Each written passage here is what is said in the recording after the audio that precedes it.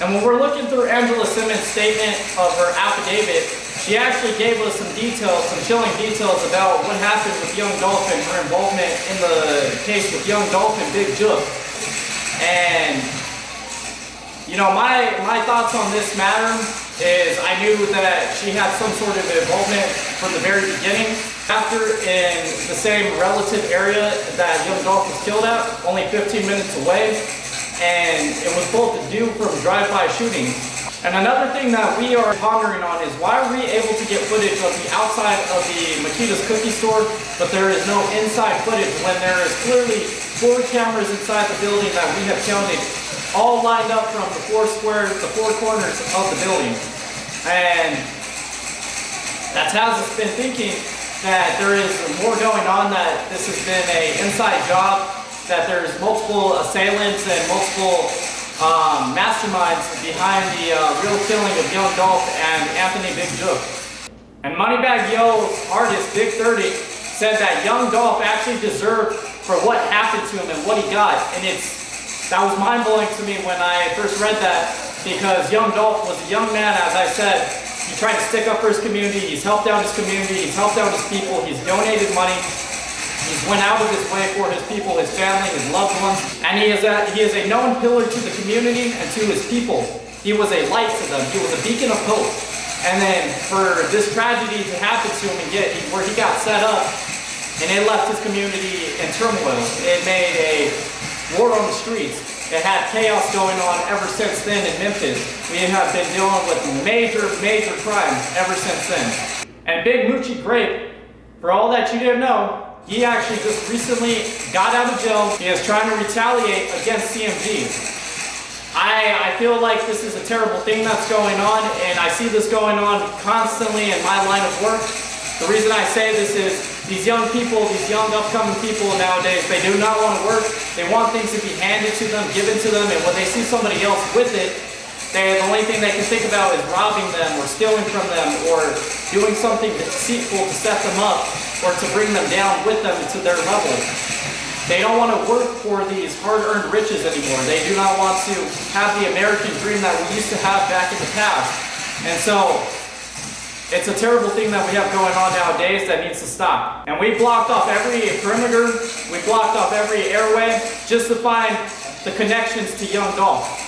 You know, we had to do this so that we were able to get the corporates responsible for young Dolph and also the killing of Big Jook.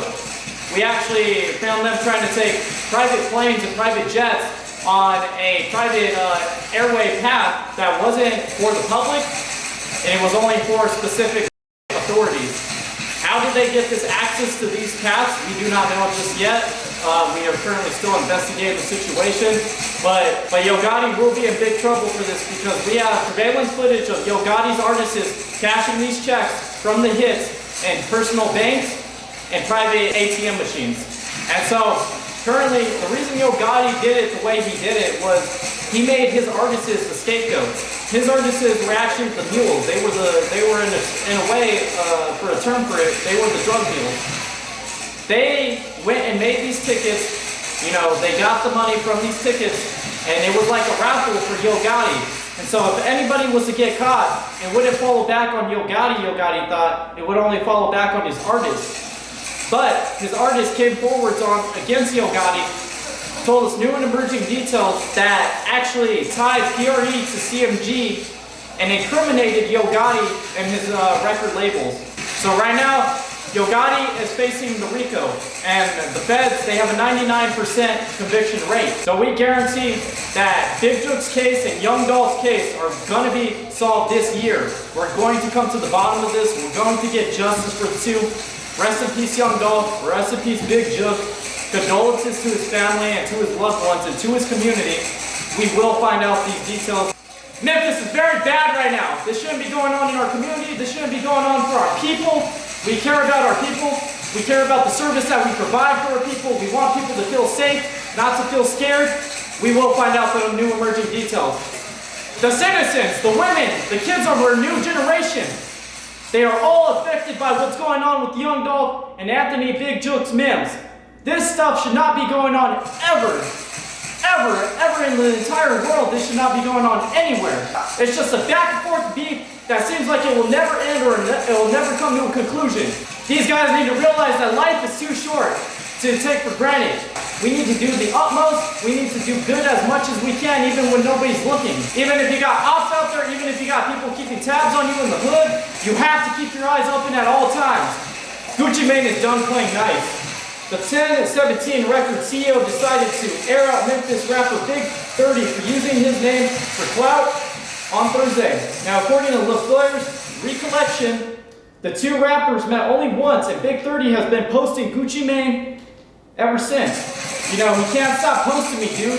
We met just once. Gucci commented on a now deleted photo of the two on Big 30's Instagram. Now, while the true nature of their relationship is unclear, Big 30's page shows tracks featuring Pooch Ice-T, a 10-17 artist, and Big 30 was also signed to fellow Memphis native Moneybagg Yo's Bread Game music group label in last September. From emerging details, Gucci has been very vocal on social media this year when he's not threatening his longtime label home at Atlantic with walking papers. I don't think he was clout chasing. He probably just looked up to him for a long time. It might have been a significant milestone in his life to meet Gucci. Now, I don't know though. I don't think Gucci needed to belittle the guy just for admiring him. For real, man, Gucci went out of line for this. Let him shine. He's a youngster, man. We have to be the big brothers and show love instead of taking it as clout chasing. And a lot of people are trying to clout chase nowadays. They're trying to do all this stardom and fandom. They're trying to do all these little inconveniences for people, whether it's trying to prank people or it's trying to interview people. Someone's always trying to go out there and clout chase, but this is not for everybody. You know, everybody wants to be a rapper, everybody wants to be a celebrity. Everybody's trying to get their name on the big pictures. They're trying to post themselves on their Instagram, their Snapchats, their stories. They're letting everybody know what they do. Everybody know exactly how they're living, you know, the lifestyle that they have going on, what car they're driving, what they're eating, who they're hanging out with. But we gotta be careful. When you're giving out that information and the wrong people are looking at your stories and paying attention to you and keeping you on wraps and having surveillance done on you, it can be life-threatening. You don't know exactly what's gonna go on, who's gonna come after you, where you're gonna be set up at, or if you're potentially gonna be attacked in your own living space. And Young Dolph's wife is very hurt by this. She's tired of seeing the young black community and young black people killing people left and right, killing their own kind and stuff, when they should all be together as a team. You know, they talk about this, that in black culture, they're supposed to be teams, not enemies. They're not supposed to be against each other. And it's sad because a lot of them are. A lot of them are robbing from their own people. A lot of them are attacking their own people, setting their own people up when they grew up together. They went through the same things growing up through childhood, the majority of them. And this is the thing that we need to be paying attention about, that we need to be looking out. And so the Memphis Police Department confirmed to Fox 13 that the shooting that claimed the life of Anthony Big Jook Mims took place at the Paragon's Restaurant and Event Center on Winchester Road. One man was shot and died after being rushed to St. Francis Hospital due to the shooting and began around 4:15 p.m. Now Saturday. Now another man who suffered injuries arrived at the same hospital in a private vehicle and is currently listed in critical condition. Authorities believe Mims and their second victim were the intended targets, and the second victim reportedly had surveillance footage of the shooting, but have not identified any of the suspects as of this time. Now, ABC 24 reports that a couple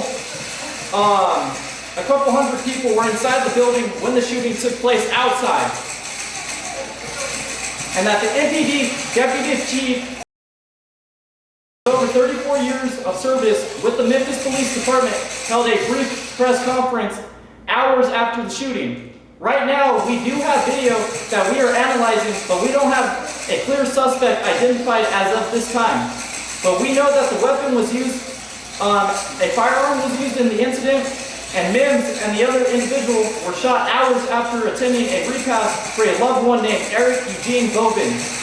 Now, According to Wright and several posts on Mims' Instagram story, he wrote, "Rest in peace, Las Vegas Eric, legendary kingpin," over an image of a man followed by 2 other posts. Now, authorities first received a call about a shooting, and moments later, officers were flagged down, found Mims had been shot in his own vehicle. Law enforcement was asked if Mims' death had any connection in the 2021 death of late Memphis rapper Young Dolph. And so Gotti's former music rival Dolph was gunned down outside a local cookie store just 14 minutes down the road from where Mims was shot and killed. We have reason to believe that there is probable cause for this ongoing investigation that we have going on with the suspects, because Young Dolph was killed in the same area as Big Jook and Drew. Glorilla is one of these artists that are undergoing our investigation. She's seen in pictures with Young Dolph in the past, and then recently after Young Dolph was killed, she signed over onto with Gotti. Now she's seen in all these pictures with Gotti. She's seen in his music videos, a couple of them, and she is, all in cahoots with Gotti. From the site and from the reports, and we came to find that her fingerprints are actually found in Big Jook's car. And so Glorilla's fingerprints were found in Big Jook's vehicle and in the getaway vehicle. And so Angela Simmons recently put in an affidavit of some CMG artists that were in her statement that are connected to Big Jook about the situation and the scenario of what's going on.